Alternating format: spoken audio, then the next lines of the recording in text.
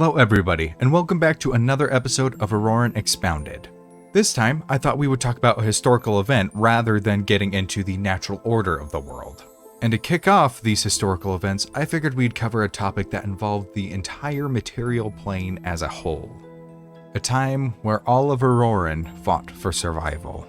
This event spanned several years and covered the entire known world of Aurorin, leading to chaos and the banding together of all the mortal races to protect the plane. And what is this conflict? Well, this war is known as the War of Black Gates. The War of Black Gates takes place about 3,000 years before the events of the Paragon Stream, in the previous era. The current age that the story is taking place in is known as the Age of Steel Arcana, but the War of Black Gates took place in the Age of Cinders. The Age of Cinders was a very turbulent time, the entire era spanning a bunch of different kingdoms that are rising and falling, but a lot of personal and technological development. This is where the world of Aurorin would see most of its mental and physical growth. However, in the middle of that era, an invasion would happen. Forces of the Abyss, demons, would wreak havoc all across the material plane in a bloodied frenzy to destroy everything that lived on the surface of the world. This war would push all the mortal races to their limit, forcing them to get creative with how they waged war. It also forced a lot of the mortal races to band together to fight this common enemy, and eventually led to the creation of the NAR regions, or Neutral Agreement regions. So if you're looking for a reason as to why most of the countries are at relative peace with one another, you can look to the War of Black Gates for starting that trend. So this war spans multiple years, and I'm obviously not going to cover every single detail because, admittedly, I would like my players to play in some of these events. However, there are some key events and turning points in the war that we are going to be covering here today. So why don't we start off at the beginning? On a cold winter's night, in the middle of Tirvis, there lay a small town known as Vorindel. Vorindel was mostly at peace, a small, quaint little trading village, halfway in between two of the major cities within Tirvis. But the entire town was awoken in the middle of the night by a deep rumbling that shook the very earth beneath them. The warriors of the town gathered themselves and set out towards the source, which didn't seem too far away, thinking they were about to face some monstrous beast. And in a sense, they were kind of right. Not even half a mile from the town, they found the source of the shaking.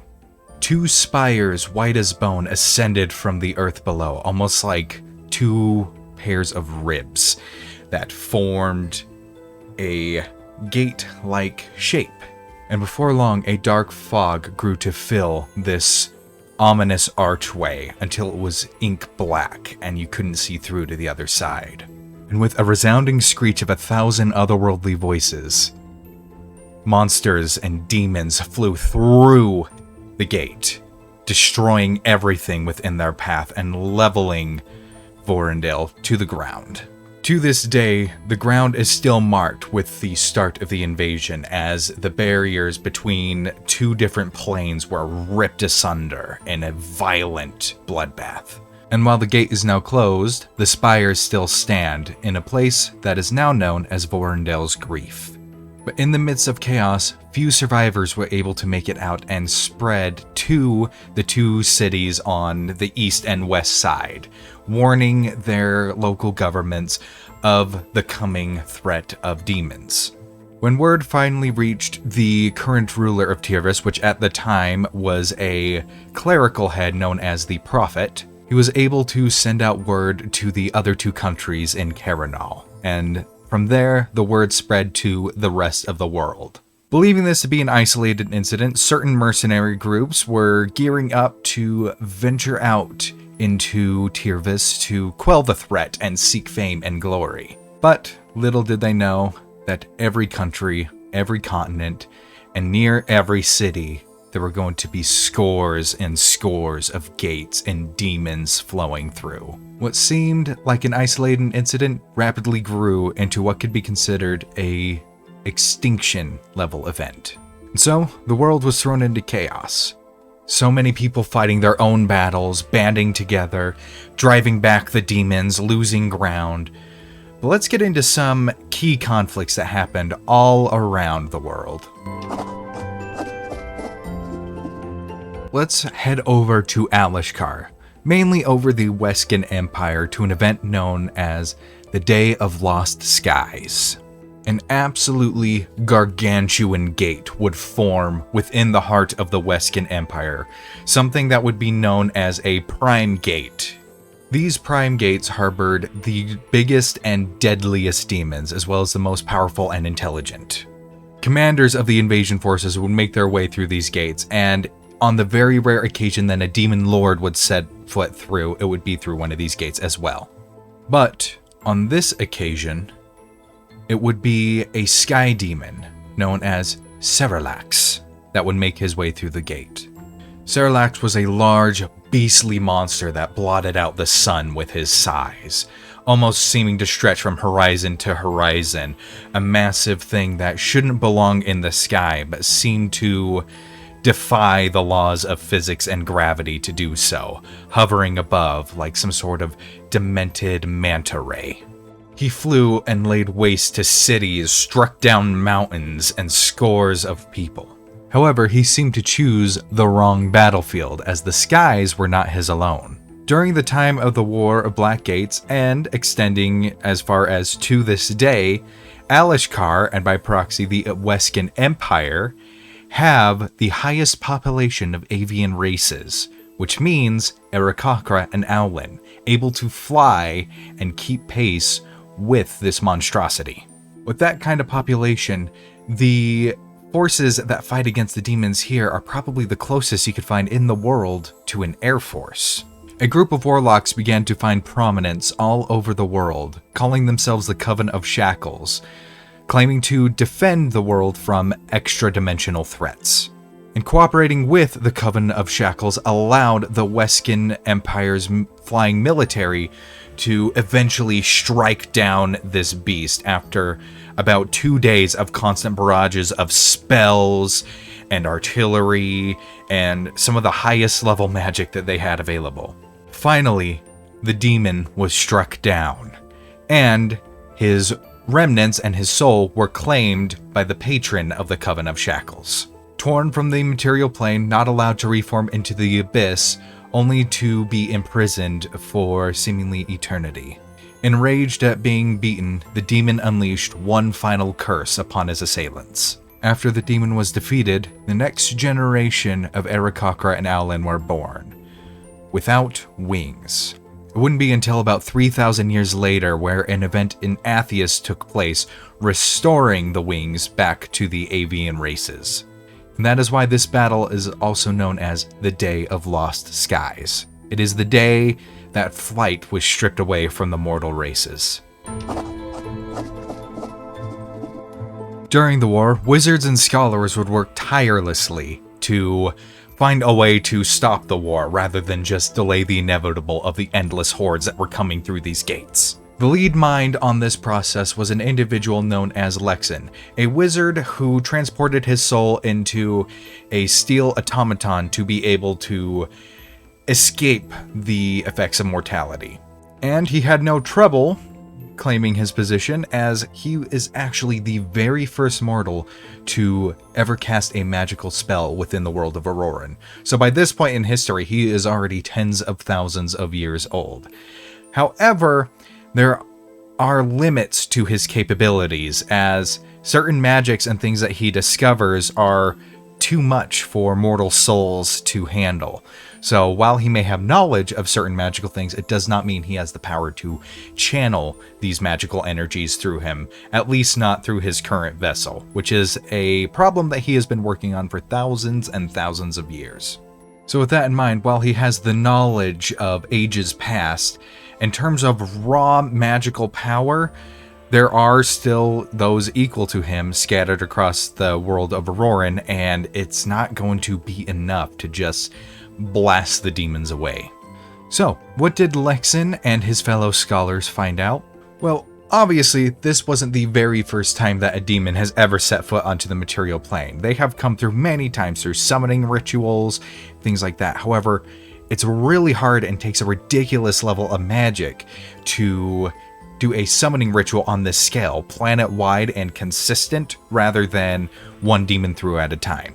Another thing that Lexan found out is, other than at the gates, the barriers between the different planes haven't gone any weaker. It's almost like holes have been being poked through the veil that separates the multiverse directly where these gates are going. So it is not some astrological event that is weakening the barriers between worlds. Lexan and his team would eventually conclude that the demons must have some sort of font of power that is constantly feeding and creating these portals. And unfortunately, it may be on the other side of those gates.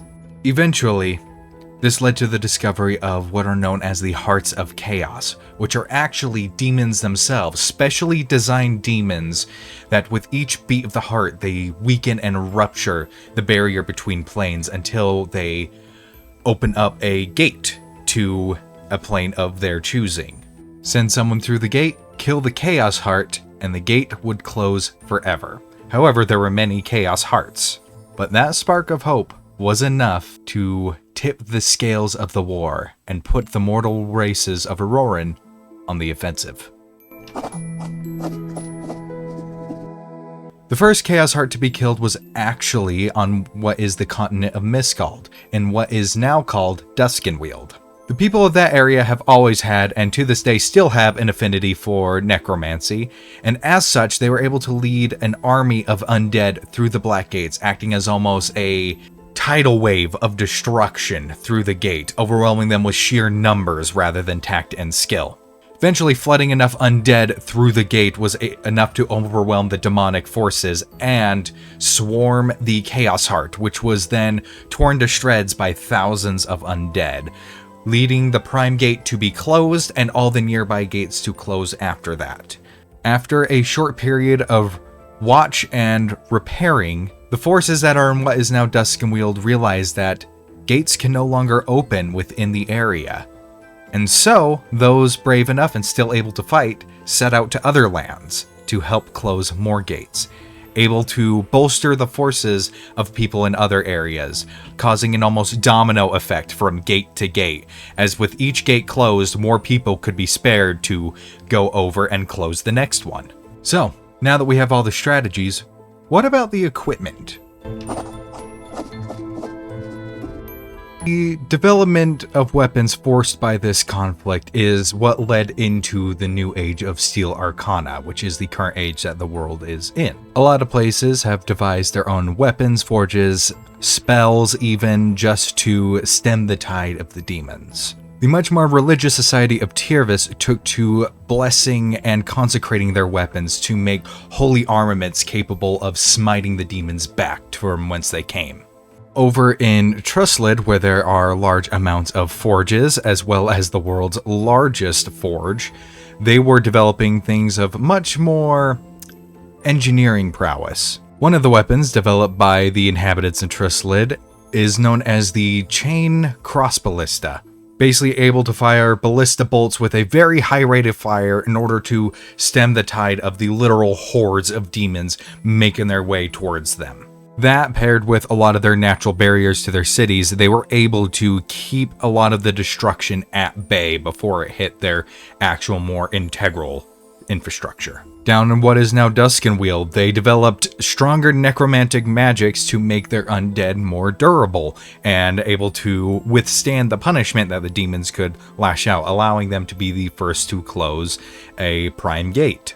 The inhabitants of Alishkar took to using guerrilla warfare and strange nature magics to entrap the demons and make sure that they couldn't progress too far within their homeland.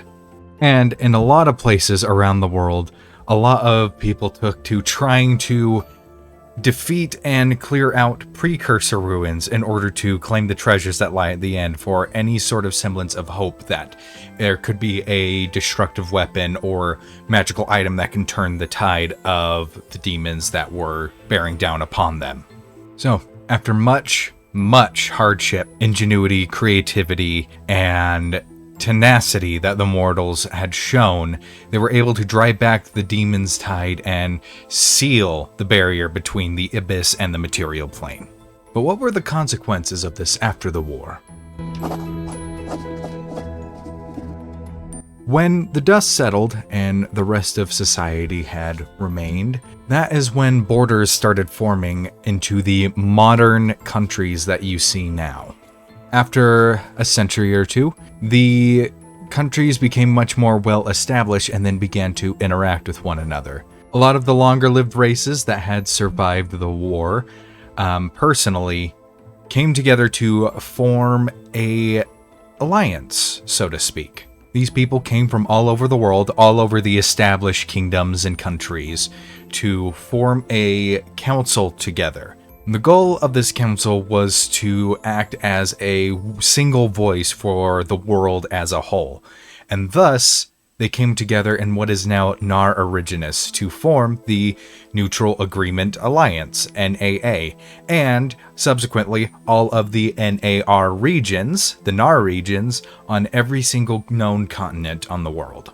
And yes, while there have still been wars between countries, and as well as civil wars, kept within a single border, there has been an overwhelming sense of overall world peace. Most of these conflicts, nothing has really reached the scale of the War of Black Gates or the intercontinental conflicts that came before.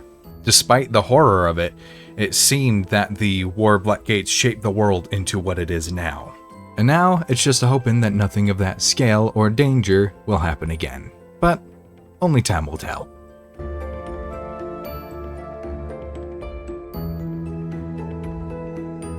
Thank you all so much for watching. I had a lot of fun talking about this one. The War of Black Gates I hinted at to my players in our Blood Money campaign, taking over an Atheist, into which one of my players is actually playing an Owlin, and he got to kind of see a vision of why he didn't have wings, what happened to the wings way back in. So they got to see that Day of Lost Skies.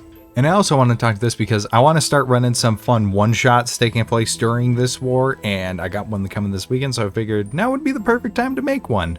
But with that being said, once again, thank you so much for watching, and thank you to our patron at the Adventurer tier, D-Fourtress. Always love the support, and we will always be appreciative of it. But with that being said, that is going to be the last from me. So I hope you all have a great day, and I will see you in the next video or on stream. Bye-bye.